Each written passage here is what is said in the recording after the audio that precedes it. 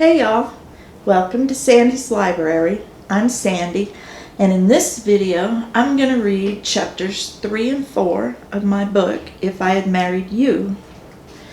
And as a friendly reminder, this is not a professional production, it's just an author reading her book. So, let's get started. Part 2, Into Every Life a Little Rain Must Fall. Chapter 3. We'd been married about a month, and I'd gotten used to the idea that I was going to be somebody's mother. And I was actually liking being Mrs. Second Lieutenant, too. Most everybody that I came into contact with on post treated me a bit differently once they found out I was an officer's wife. They seemed to go out of their way to be courteous and polite after that. I'll admit, it felt good. So, there I was, enjoying my new life and my new place in it, and then that fateful day happened. At right around 13 weeks, I miscarried our baby.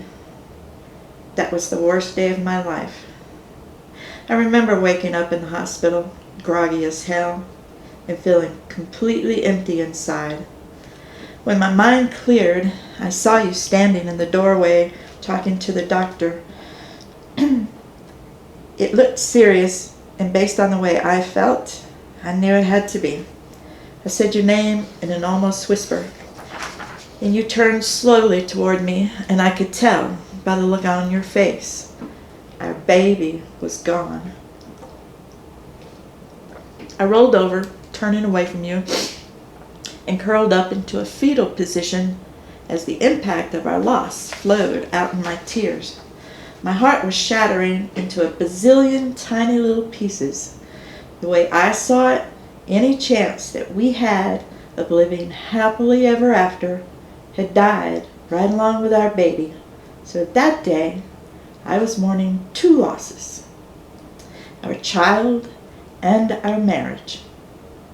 In an instant, you were on the bed with me and wrapping your arms around me as I cried. You kissed the side of my head and whispered against my ear, "Darling, I'm so sorry." I had never felt so alone in my life. Then you kissed my cheek and laid your face against mine. That's when I felt your tears. I turned to you and we held each other and cried together. That was the day I fell 100% in love with you.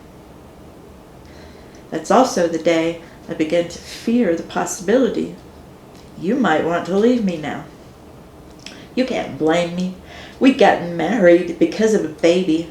And now that baby was gone. I couldn't help but wonder when you'd wake up and realize that you really didn't want to be married to me after all. I have to say though, during the next 3 weeks, I had never felt so cared for. You came home every day at lunchtime to check on me. And you left the unit as early as you could toward the end of each workday to come home to me. You cooked for me. You took care of me. Excuse me. And when the day was done, you'd lie down beside me and hold me while I cried. I liked it. I liked the way you took care of me, and I wanted it to continue. Then the doctor gave us the go-ahead. We could start having sex again. And we did. It was as incredible as ever. But that didn't stop my fear from growing. I was still afraid that you were going to wake up one day and realize that the only reason you'd married me was because of baby. And then you'd have to ask yourself, why am I still here? About a week later, it hit me. You were too much of a gentleman, too honorable. You would never initiate the split.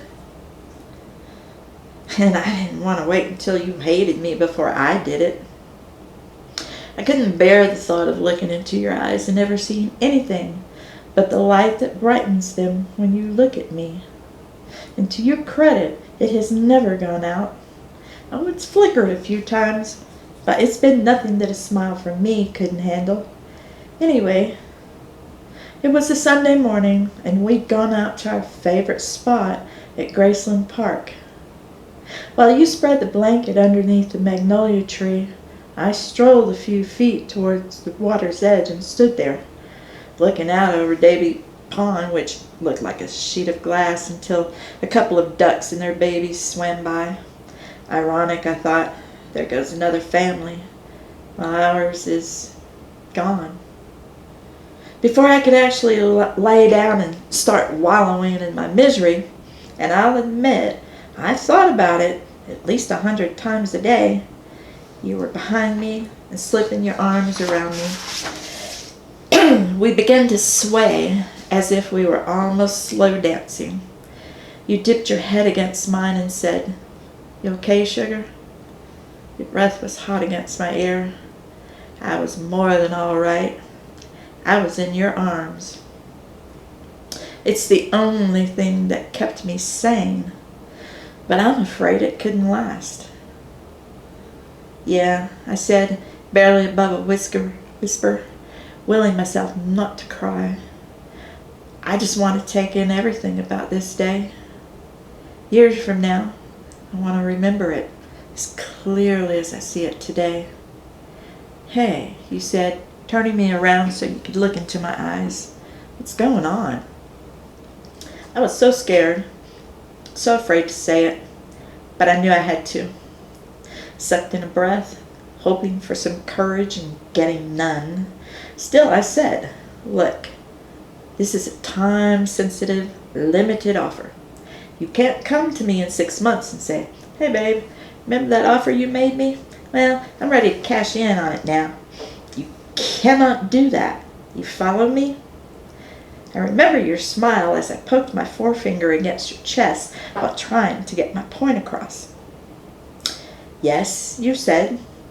"It might help, though, if I actually knew what your offer was." I sighed, caught my breath again, then said, "Look, I know you married me because of the baby. I wanted to look at you, but I didn't have the strength. I didn't want to see the relief as it painted your face with relaxation." I added, "But the baby's gone.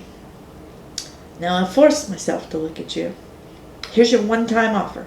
Good for today only," I said. "If you want to end the marriage, I understand. In light of the brevity of it, it should be relatively easy to do." Your face went stoic as you asked, "Is that what you want?" I ran my hands up your chest and down your arms. After all, as far as I knew, it might be for the last time. I shook my head and glanced away. "No, this is not about me. This is about you. I wanted you to stay focused, answer the question based on your own wants and needs, not what you thought I wanted to hear." I said, "Tell me what you want." You stood there silently for a moment, and I was ready to panic. When you started shaking your head, you said, "No, I don't want our marriage to end. I want us to build a life together, and when you're ready, I want us to try again." The way you looked at me made me want to wrap myself around you, but I had to contain my feelings because I didn't want you to stay with me out of pity. I wanted you to love me, just like I loved you.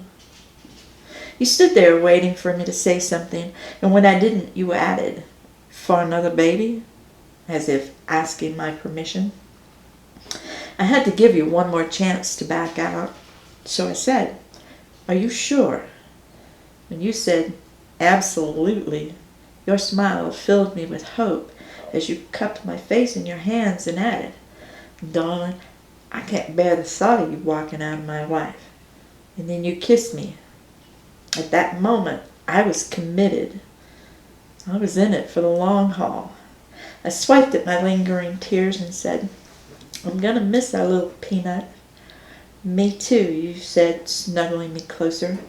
And then you added with a grin, "But we can make another one." I laughed out loud and then asked, "Can we start now?" And with a nod, I added, We'll definitely have fun trying." You held me at arm's length and gazed into my eyes before saying, "You understand what being married to a soldier means, right?" I said, "Sort of." "There are going to be times when I'll have to be away from you," you said. "The Army will demand it, and I'll have no other choice in the matter." You were watching me, gauging my every move as you began to paint an accurate picture of what our future was going to look like. I guess maybe you wanted me to really know what I was signing up for before you invested your whole heart. I don't blame you for that. But you needed to know that I was in it for the long haul. So I asked, in a rather light-hearted tone, "You're coming back to me, though, right?" You said yes, and we both knew what you really meant. You would be coming home to me one way or another. "And baby," I said, shoving what could go wrong toward the back of my mind, "that's all that matters." I did a little half shrug, then added, "I'll be here waiting for you." And we both knew I meant here metaphorically, as in wherever we happened to be stationed. You touched my cheek as you said with a soft smile, "You deserve so much better than being an army camp follower." I shrugged, saying, "Wherever you are, that's where I want to be." You let out a gentle sigh. "I know you think that now." You went silent for a second and looked at me with worried eyes. "You know, when we do have children, I might not even be present for their births." I studied you hard then. Your gaze was so intense, your demeanor so unsure. You needed my approval, and I wanted to give it to you. I wanted you to know and understand that, no matter what happened, no matter how many miles the Army put between us, I would always be waiting for you when you came home. So I asked, in a playful manner, "You will be there for the conception, though, right?" Chapter 4. 2 weeks after we'd vowed to give our marriage a go, we became homeless after an electrical fire left my apartment building just off post unlivable. We'd been stuck in temporary housing on post for a couple of days. That place was a glorified, if not run-down motel that had definitely seen better days. Looking around that little hole-in-the-wall room, I started to wonder just how long we'd have to live there. It did have one advantage, though. It came with you. And that was all that mattered. School was starting in a week, and I was expected to be there as a music teacher. So I had to ruck up and take a Motrin, as you Army types like to say. Most of our belongings were sitting in Samantha and Steve's garage. Yeah, we didn't have much back then, did we? We sure had each other. I guess we could have moved in with Samantha and Steve, but we both knew that was a bad idea. We value our privacy too much. So we decided to store our things in their garage until we could rent a storage unit. There was still a waiting list for post housing. We checked on that the day before.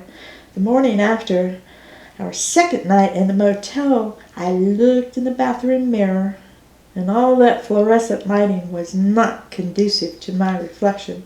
Plus, it showed off the years of wear and tear on the tile and the fixtures. I ignored it, though, turning on the water, and it splashed everywhere. I jumped back and did this really weird thing while trying to stretch around the gusher to turn it off. The lever spun around like a pinwheel, so I got up on it and applied pressure as I turned it. This time, just think of unscrewing a prescription medicine bottle. The water slowed down to barely a trickle. No problem, that was good enough for me. As I splashed water on my face, I went over my mental task list for the day. I needed to go to Samantha's to sort out a few things that we'd need. like your uniforms, my dress clothes for work, and casual wear for the both of us. I also needed to get my classroom organized before school started, and I needed to find us somewhere to live. That part of it would have been so much easier if there hadn't been a waiting list to get into post housing. I took a very cold shower, got dressed, and headed for Samantha's. I had a lot to do, including convincing myself that we'd surely seen our share of rainy days, enough to last a lifetime. Part 3. Army Life Ain't for the Faint of Heart, Chapter 5. A couple of days later, about mid-morning, you showed up at school unexpectedly. Classes hadn't started yet.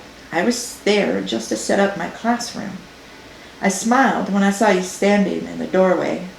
As I moved toward you, I asked, "What's going on?" I reached for your hands and tiptoed up to kiss your cheek. "Darling, I have the best news ever," you said with a gigantic grin. "There's a house on post, a 2-story townhouse, 3 bedrooms, almost 1,900 square feet. You handed me a set of keys. It's ours if we want it. Go look at it as soon as you can today, then come by the unit." "How did that happen?" I asked, taking the keys. "The other day, they said there was a 2-year wait list." You said with an upward glance, "Somebody up there likes us." I laughed. "Yeah, somebody up there as in Colonel Jeffries." I hadn't forgotten that the news had traveled all over post about our unfortunate circumstances. I said, "First, we lose our baby. Then, we're left homeless through no fault of our own. And, after being told there's a 2-year wait list on post, now, all of a sudden, there's this big 2-story house just waiting for us." I shook my head. "Personally, I think the man feels sorry for us." "Whatever the reason," you said, "I'm not going to look a gift horse in the mouth." Me neither. I trotted around my desk, grabbed my purse, and then ran back to your side. "I'm ready to go look at it now." The house was gorgeous, newly remodeled, 2-car garage, living room, family room, dining room, kitchen, laundry room, and a half bath downstairs. And upstairs, 3 bedrooms and 2 baths, including a spacious master suite. From the huge balcony off the master bedroom, through the trees in our backyard, I could see our favorite magnolia tree on the other side of Davy Pond. I looked at you with a mischievous grin. "I want to put a Chase lounge out there." You said, "One that's big enough for 2, I hope." As you wrapped yourself around me, I said, "Oh, there's definitely going to be room for 2. We took the house that day and started moving in that night. There was so much room in our new house, in fact, that I knew my little bit of furniture was not going to be adequate in filling the entire space. Luckily, our parents had sent us a couple of nice checks to help us out. Yours still lived in your hometown in upstate New York, while mine were in my hometown of Willow Falls, Texas, up around Tyler.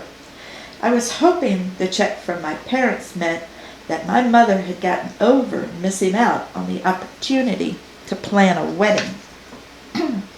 Living on post turned out to be different than living outside the gates. Just like there's strength in numbers, there's also comfort in numbers. On post, all of my neighbors fully understood what I was going through when you were gone. 'Cause, hell, most of us were going through it at the same time. When we were fortunate enough to have our husbands home, we were grateful and always had a shoulder and an ear for those who weren't so lucky. But of course, as you gained rank, I gained added responsibility for the lower-ranking soldiers' wives. I was blessed those first couple of years we spent at Fort Mitchell because Samantha was there too. I didn't stand out alone. I had a comrade. And it's a good thing too, since a certain captain's wife took an instant disliking to me. I have no idea why Kelly Hayden decided that I was like a virus that needed to be eradicated, but it didn't take long to find out. After reading the official Army Wife Handbook, yes, I read the whole thing, I came to the realization that it was my job as an Army officer's wife to be a mentor to the enlisted wives of the men under my husband's command. So I started going to the wives' meetings, including the unit and company coffees, where I first ran across the wife of Captain Hayden, your company's commanding officer. I was a little green about the Army back then, and I didn't realize that its hierarchy wasn't confined to just commissioned officers and enlisted personnel. Oh no, it stretched right on out into the wives, who technically weren't in the Army. Sometimes it sure felt like I'd been drafted right alongside your commission. Kelly Hayden was, to put it bluntly, a snooty bitch who took every opportunity to remind the rest of us that she was in charge, and we'd all do well to remember it. I'd heard stories about women like her, wearing their husband's rank like it was their own. I just hadn't experienced it up close and personal. I got my first taste of it at the second company coffee that I attended. Samantha and I walked in laughing about what I can't remember, but knowing us, it was probably something pretty racy.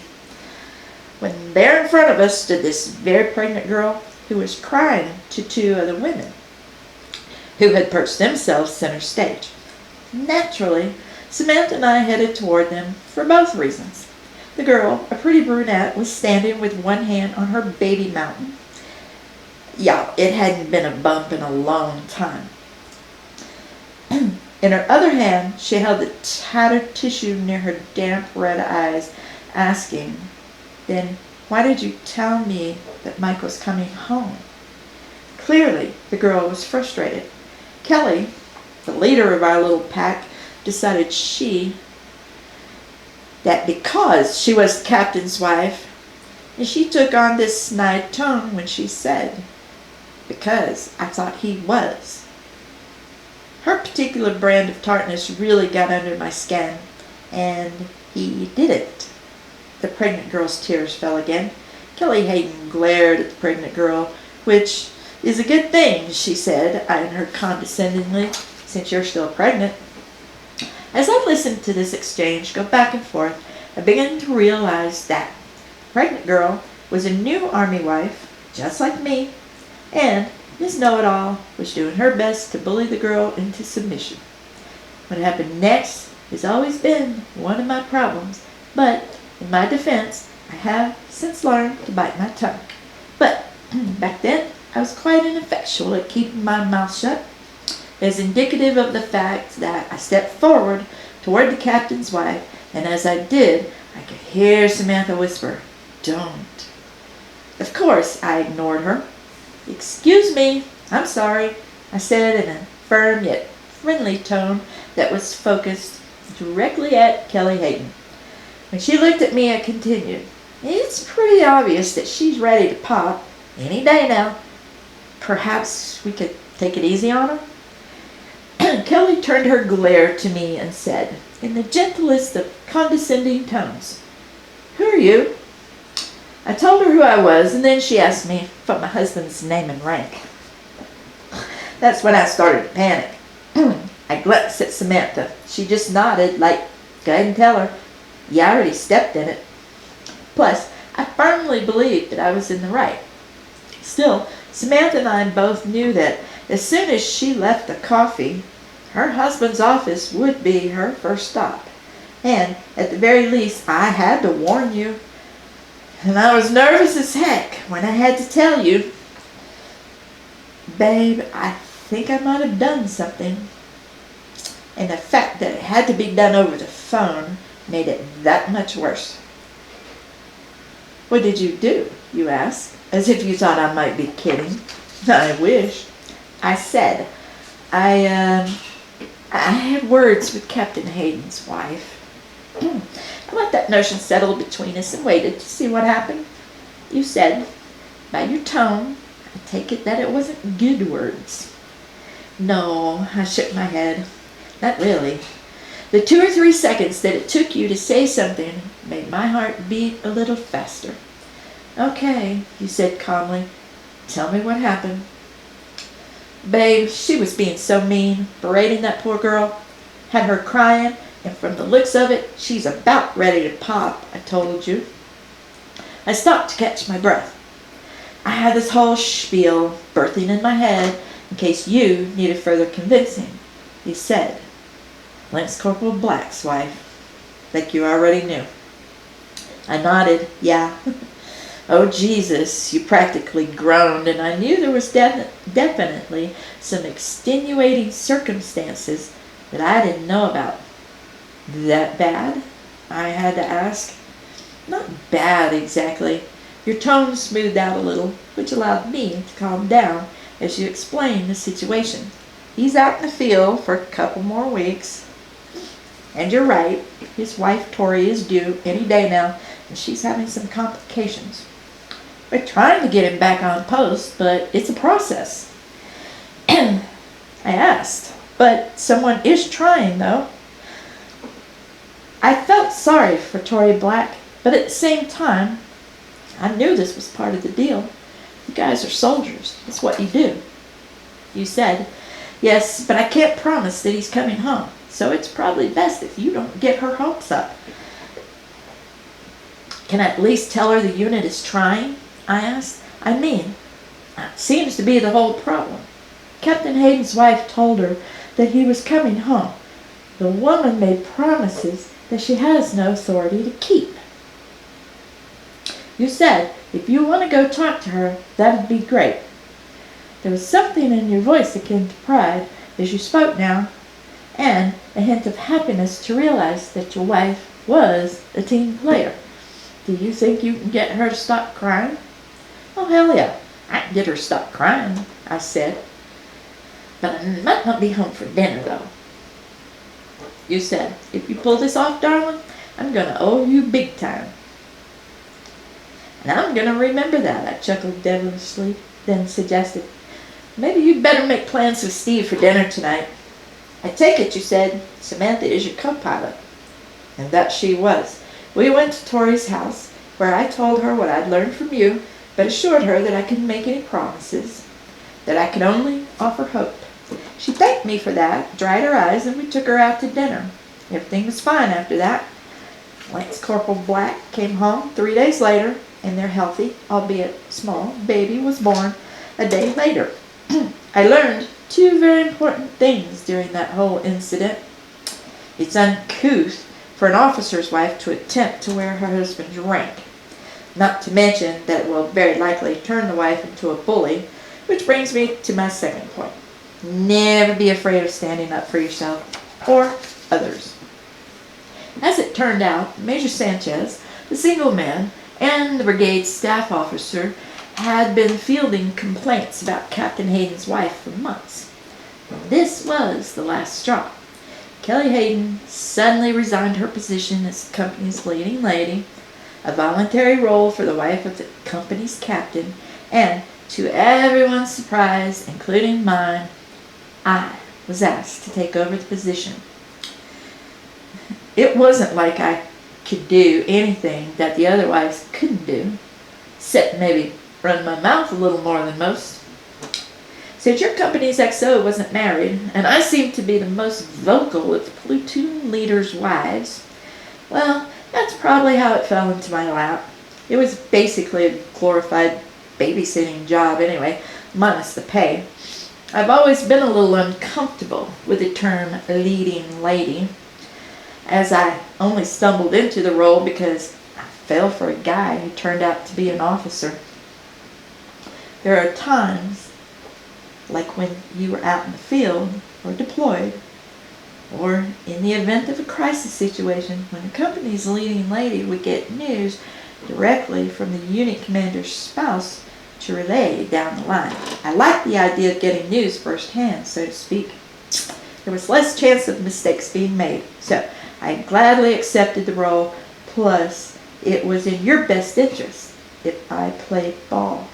I decided right then and there that I'd never be a burden on your career like Captain Hayden's wife had become to his.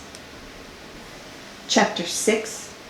In early October, you went out in the field for the first time since we'd gotten married, and I got a little taste of what Lance Corporal Black's wife had gone through without her husband, minus the ready-to-pop bit.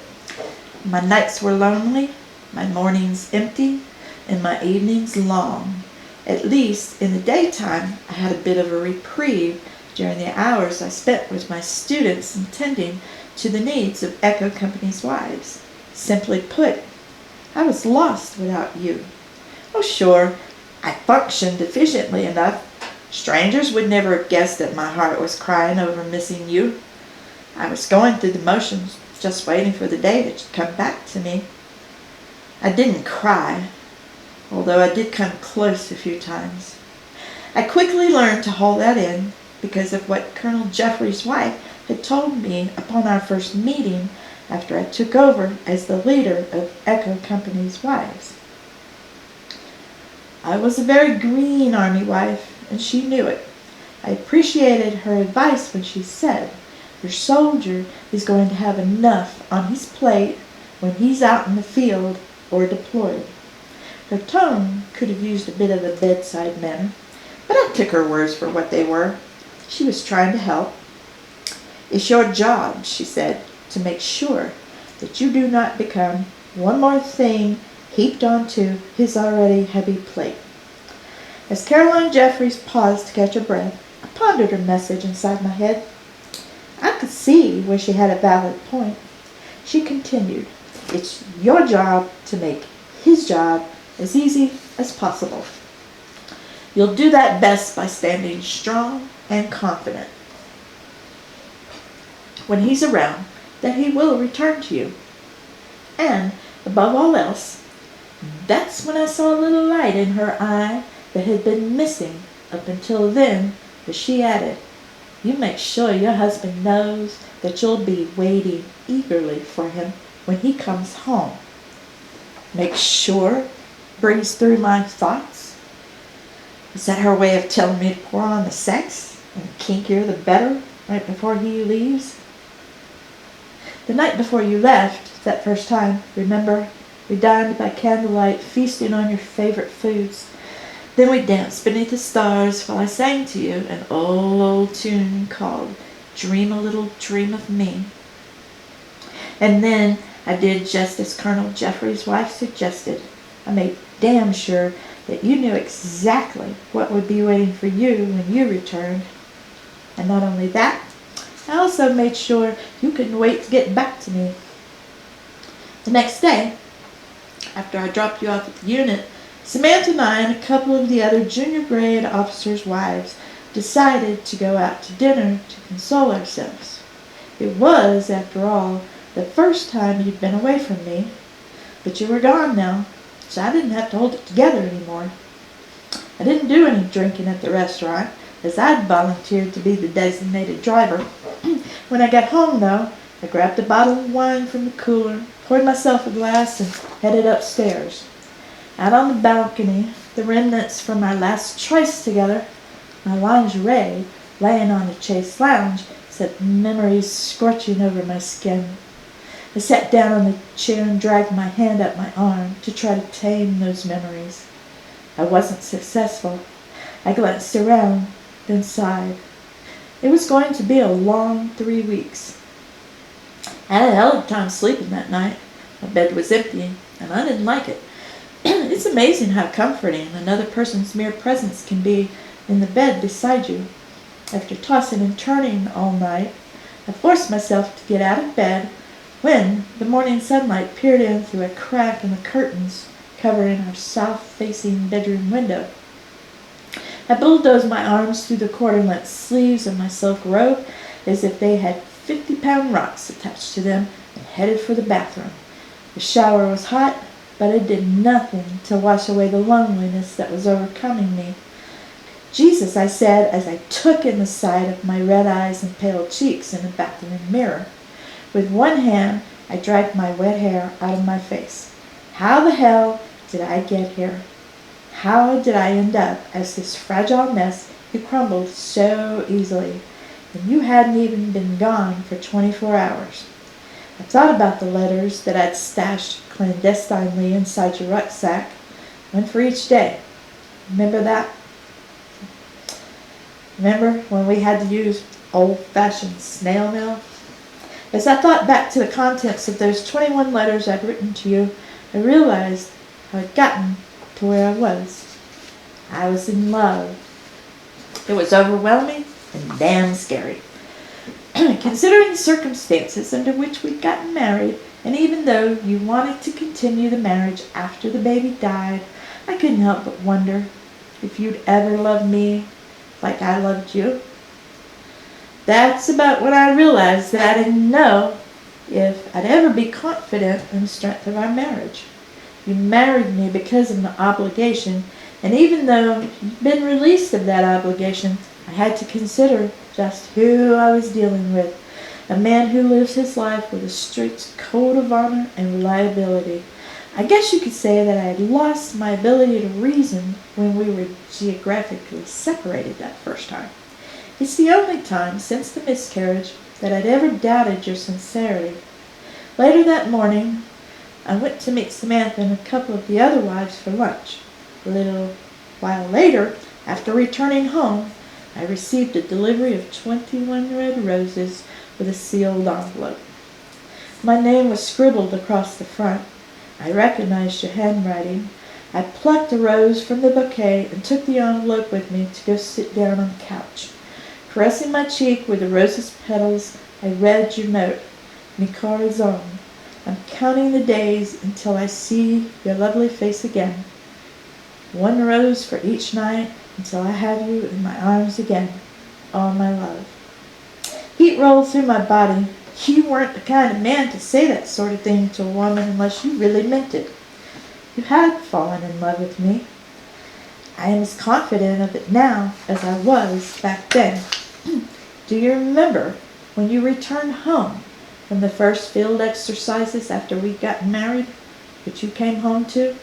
Red balloons, white candles, and a trail of red and white rose petals that led to me standing in the bedroom doorway, wearing nothing but a revealing piece of blue lingerie and matching heels. It's really no surprise that I never met you at the unit when you returned home from field exercises, deployment and such. The lingerie is not quite so revealing now, but the welcome is just as heated as it was all those years ago. And it still begins with me saying to you, welcome home, soldier.